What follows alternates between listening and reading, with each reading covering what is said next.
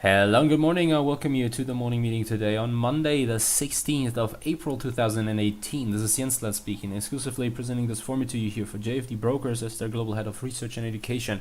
We want to have a look at the markets and how things are developing. And I have to say that I'm really surprised to see it's not an ultra strong performance, let's put it that way. But nevertheless, it's a strong performance compared to what we've heard about the weekend. There was the attack from the US on Syria, and when I heard about this in the on Saturday, I think I was quite sure that this will be that we have a good chance to see a very turbulent start into the trading week. And this is not what happened. In fact, yes, the DAX is losing some points here, and let's have a look at how things are developing here. 5-minute chart. So you can see that the DAX opened around 12,500 points, which is already a surprise, to be honest, because we've seen some pressure forming here on Friday, and the DAX has lost most of its gains here from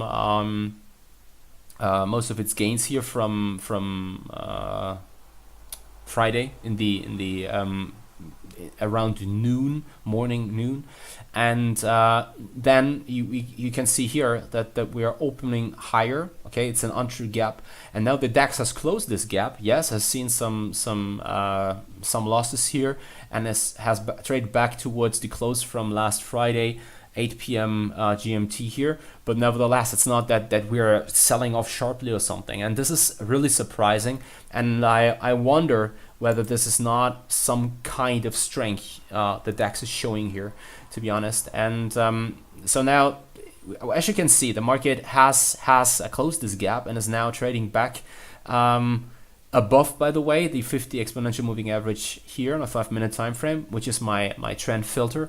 And this set, it means nothing more than after the DAX fell below that level, I was a little skeptical, probably that the tide could turn here, let's say, and that we are about to see quite significant attack around 12,400 points. But instead, now the DAX can stabilize, trades back, and it was already something I mentioned during the German version of the morning meeting. I was saying, well, probably we are about to see another attempt to attack and probably break 12,500 points, and let's just see if this attempt is successful. If so, I think there is definitely further room on the upside, which could easily push us as high as 12,600 points. And if the bulls, let's say, get a little lucky, I'm not sure if there's really strength in the current market environment with the tensions from a geopolitical standpoint, but also from trade war fears. Nevertheless, if the bulls get lucky, let's say they get lucky, and if there's enough demand in the market, then I think there could also be a squeeze up to 12,800 points. Not necessarily today, to be honest. I don't even think that it will happen today, but it could be in the upcoming days. And the reason for that can be found. It's a German research piece, but nevertheless, let's have a look here at JFD Research, the website, and here at my weekly analysis, as you can see here with this country with the flag on the left, you have seen that it was a German flag, so the article is in German. Nevertheless, what we want to look at is this, and this is something I've already shown here last week, and I think it's very interesting to note that here 12,500, 12,600 points, there's a quite elevated level of open interest here. This is short calls which will expire on Friday, next Friday. It's only a small expiration date, but when looking at the chart right now, what you can clearly see in the DAX is that obviously the geopolitical tensions here around Syria obviously do not affect the DAX at all. So market participants really seem to ignore what's happening here.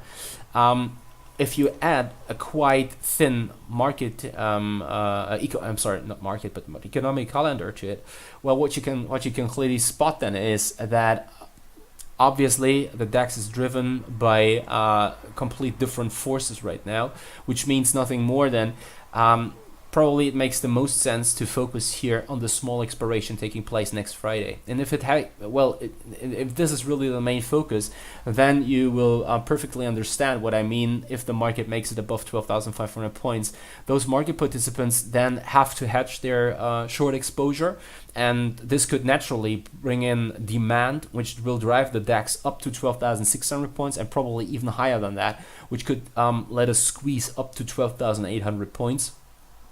And here from this perspective, well, we can probably perfectly see why I'm quite bullish right now, and why I don't want to be too aggressive with short engagements.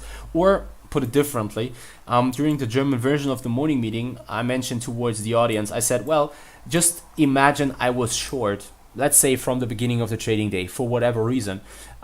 What I could imagine then to do is to scale at least out half of the position here after the market has closed this untrue gap, because I really doubt that there's so much further potential on the downside. Nevertheless, I'm only taking out half the position. I keep the other half, probably trail my stop to break even or so, and then try to get to see, or hope to get to see, a break of 12,400 points here, and just see if it happens or not. But as you can see here, obviously the market is losing some of the steam on the downside now. It's losing some of the momentum, which is perfectly showing that there's not enough risk aversion building, which could drive us significantly lower. And that's one of the reasons why I don't want to be too aggressively short, and can be found more on the long side, let's say. And so that's it on the DAX here. Let's just see whether we make it back above 12,500 points. Main driver will be the US equity markets. Let's see what they deliver in the afternoon then. Let's move on. Let's have a look here at EURUSD. You can see that EURUSD has or sees some bids here. As you can see, that's 30-40 pips from the opening. But all in all, the overall market is, or the overall picture is still very choppy sideways. It's nothing really nice and good to trade, or nice to trade. In fact, to be honest, and based on the fact that the economic calendar is quite thin, I'd really like to skip EURUSD here and move on to GBPUSD, which is far more interesting and doing now exactly what you attempt to or what you want to see if you, after the break here to new highs that happened on last Friday, and get to see the retest of the breakout level. So if you're now going long against this retest here, against the former highs, against 42.50, 42.70, then you want to see the market pushing towards new highs, and this is exactly what's happening here. So we are moving towards 143. Next activated target can be found around 43.40, 43.50. And in fact that's it. So the question is, nevertheless, with the employment situation being published tomorrow here at 8:30 a.m. GMT, and then the inflation data being published on Wednesday, and retail sales I think on Thursday, even though main focus should be on the inflation data on Wednesday. The interesting thing now is this an anticipation of a better than expected data set? If so, things are getting really interesting, because if the data around inflation comes in as expected, respectively, probably slightly below expectation, diminishing chances of a potential rate hike of the Bank of England at their next meeting, this could then result in a sharp sell-off in GBPUSD here. And even if data comes in as expected, it's potentially not as bullish as one might think, based on the fact that currently we are already seeing some strong demand in pound sterling here, which is pushing us towards the high. So definitely something to wait for. Let's just see whether such a push happens or not. That's it. Yes, that's it on pound sterling USD. Nothing more to add here. Let's have a look at dollar Japanese yen. I think, oh no, I'm sorry, that is dollar Swiss franc. But there's also something which is really interesting. I think we've seen the attack against 1750, respectively 108. So now the question is, will there be a stronger attempt here again to attack this level, or do we start to form a potential top here with some further potential then on the downside? To call such a top, I'd really like to wait, and this is now a 4-hour chart, till we break below 106.60, 106.70 here. So this is the key level, which is holding the structure of higher highs and higher lows in play, as you can see here. So if we drop below that level, we can definitely talk about a potential top against 107.50, 108, and yeah, that's it, in fact. So currently we still have some bullish potential on the upside, and some room, or another chance. There's another chance out there that there could be another attack at around 107.50, 108. Nevertheless,